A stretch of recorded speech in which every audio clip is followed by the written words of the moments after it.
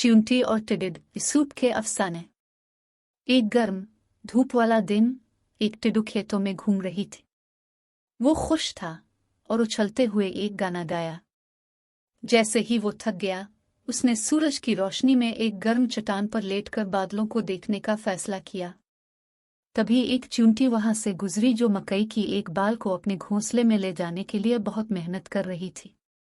टिड्डू अपने दिन को इस कदर महसूस कर रहा था कि उसने चींटी को पुकारा, अरे तुम इतनी मेहनत क्यों कर रहे हो?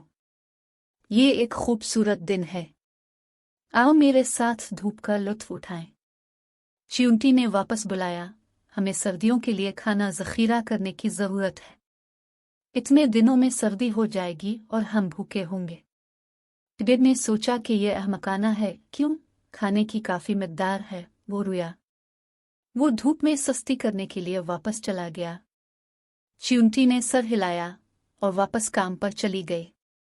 अगले दिन फिर धूप निकली और टिड्डू ने दरिया के किनारे जाने का फैसला किया। इसने पत्ती से पत्ती पर किकरा ठंडा पानी, दुनिया में कोई परवाह नहीं। एक बार फिर उसने चींटी को गुजरते देखा। इस बार चींटी एक बड़ा पत्ता उठाए हुए थी। टिड्डू ने फिर पुकारा, हेलो दोस्त, आज फिर इतनी मेहनत क्यों कर रहे हो? आओ साया में बैठो और दरिया की आवाज़ से लुत्फ अंदोज हो जाओ। एक बार फिर चींटी ने इनकार कर दिया। यह खूबसूरत दिन इतने ज़्यादा नहीं हैं, टिड्डू। जल्द ही सर्दी आ जाएगी, हमें तैयार रहना चाहिए। चींटी अपने काम पर लौट आए। तीसरे दिन जब टिड्डू बेदार हुई तो सूरज नहीं निकल रहा था। ये गर्म नहीं था। मौसम सरमा रातों रात आ चुका था और ज़मीन जिमी हुई थी और बर्फ से ढकी हुई थी। टिड्डी कांप गए और जब उसने खाने के लिए खाना ढूंढा तो उसे कुछ न मिला। वो खाने और पनाहगाह की तलाश में घंटों बर्फ में से चलता रहा। चलते चलते वो चींटी के घोंसले के पास से गुजरा। अंदर उसने चींटियों को गर्म और खुश और एक लजीज खाना बांटते देखा। तभी वो समझ गया कि चींटी बिल्कुल ठीक है, सारे दिन धूप नहीं होते। चींटी ने मुड़कर देखा कि टिड्डी जिमी हुई है और भूख लगी है। उसे गरीब टिड्डी पर तरस आया। आओ दोस्त, इसने पुकारा, यहाँ जगह है और खाना भी है। मैंने कई मौसमों के लिए काफ़ी बचत की है। अंदर आओ और खाओ। और इस तरह टिड्डी का चींटी के घर में इस्तकबाल किया गया और चींटी की तैयारियों ने चींटी, इसके खानदान और टिड्डी को गर्म रखा और सारी सर्दियों को खिलाया। कहानी की तालीम यह है, ज़रूरत के दिनों के लिए तैयारी करना बेहतर है।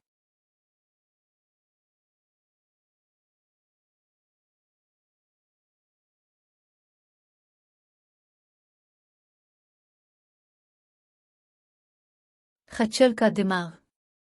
शेर और लुमड़ी एक साथ शिकार करने गए। शेर ने लुमड़ी के मशवरे पर खच्चर को एक पैगाम भेजा जिसमें उनके दो खानदानों के दरमियान इत्तेहाद करने की तजवीज़ पेश की। खच्चर मुलाकात की जगह पर आया, शाही इत्तेहाद के इम्कान पर बहुत खुश हुआ।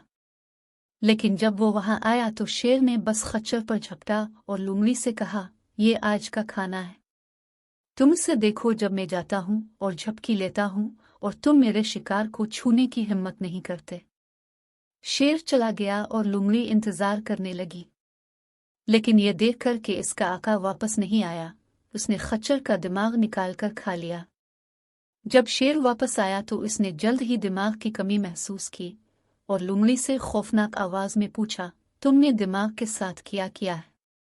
दिमाग, महाराज, इसके पास कोई नहीं था, आइए कभी आपके जाल में ना फंसता। कहानी की तालीम यह है, अक्ल के पास तैयार जवाब है।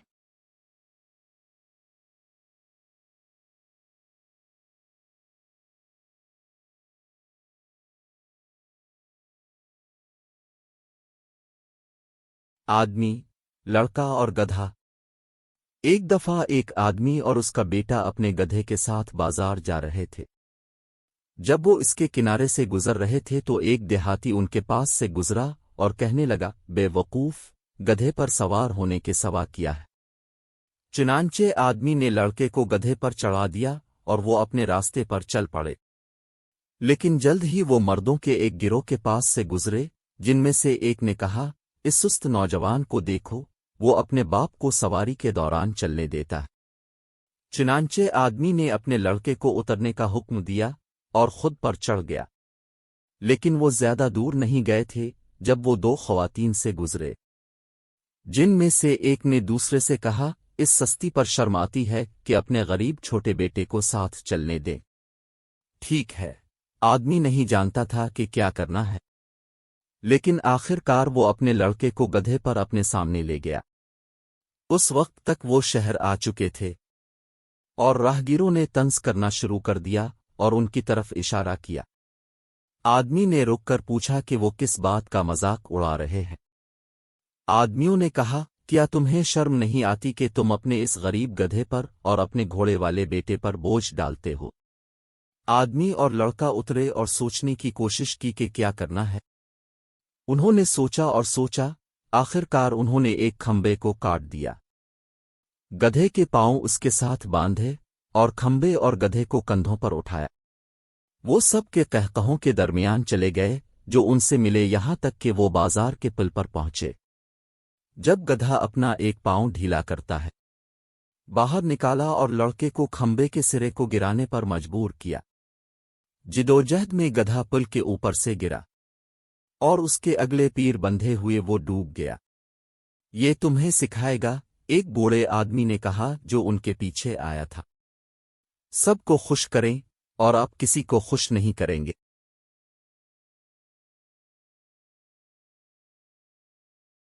مرد اور اس کی دو بیویاں۔ پرانے زمانے میں جب مردوں کو کئی بیویاں رکھنے کی اجازت تھی، ایک ادھیڑ عمر آدمی کی ایک بیوی تھی جو بوڑھی تھی اور ایک جوان تھی۔ ہر ایک اس سے بہت پیار کرتا تھا اور اسے اپنے جیسا دیکھنا چاہتا تھا۔ اب اس شخص کے بال سفید ہو رہے تھے جو نوجوان بیوی کو پسند نہیں تھے، کیونکہ اس کی وجہ سے وہ اپنے شوہر کے لیے بہت بوڑھا لگ رہا تھا۔ چنانچہ وہ ہر رات اس کے بالوں میں کنگھی کرتی اور سفید بالوں کو چنتی۔ لیکن بڑی بیوی نے اپنے شوہر کو بڑی خوشی سے سرمئی ہوتے دیکھا، کیونکہ وہ اپنی ماں کے بارے میں غلط فہمی میں مبتلا ہونا پسند نہیں کرتی تھی۔ اس لیے وہ ہر صبح اس کے بالوں کو ترتیب دیتی اور جتنے کالے بال نکال سکتی تھی اٹھا لیتی۔ نتیجہ یہ ہوا کہ آدمی جلد ہی اپنے آپ کو مکمل طور پر گنجا پایا۔ سب کے سامنے جھک جائیں اور جلد ہی آپ کے پاس دینے کے لیے کچھ نہیں ہوگا۔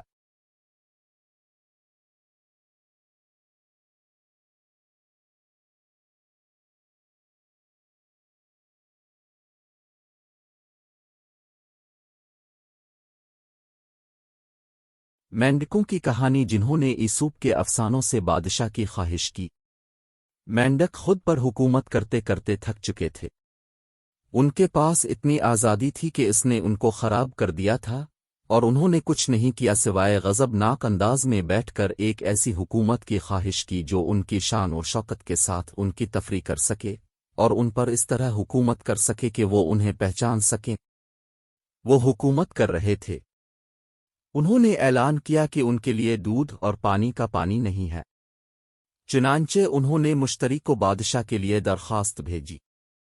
مشتری نے دیکھا کہ وہ کیسی سادہ اور بے وقوف مخلوق ہیں، لیکن انہیں خاموش رکھنے اور انہیں یہ خیال دلانے کے لیے کہ ان کے پاس کوئی بادشاہ ہے، اس نے ایک بہت بڑا درخت پھینک دیا جو بڑے زور سے پانی میں گر گیا۔ مینڈکوں نے اپنے آپ کو سرکنڈوں اور گیسوں کے درمیان چھپا لیا، نئے بادشاہ کو کوئی خوفناک دیو سمجھ کر۔ لیکن انہوں نے جلد ہی دریافت کیا کہ کنگ لاگ کتنا پرامن اور پرامن تھا۔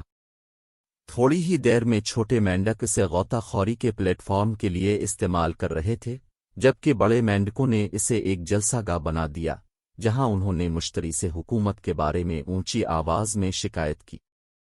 مینڈکوں کو سبق سکھانے کے لیے دیوتاؤں کے حکمران نے اب ایک کرین بھیجی تاکہ فروگ لینڈ کا بادشاہ بن سکے۔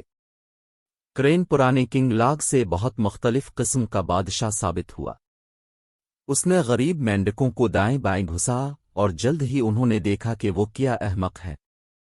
سوگوار بدماشوں میں انہوں نے مشتری سے التجا کی کہ وہ ظالم کو چھین لے اس سے پہلے کہ وہ سب کو تباہ کر دیا جائے۔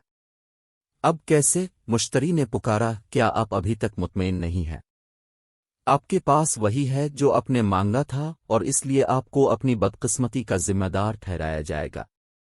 کہانی کی تعلیم یہ ہے، اس بات کو یقینی بنائیں کہ آپ تبدیلی کی کوشش کرنے سے پہلے اپنی حالت کو بہتر بنا سکتے ہیں۔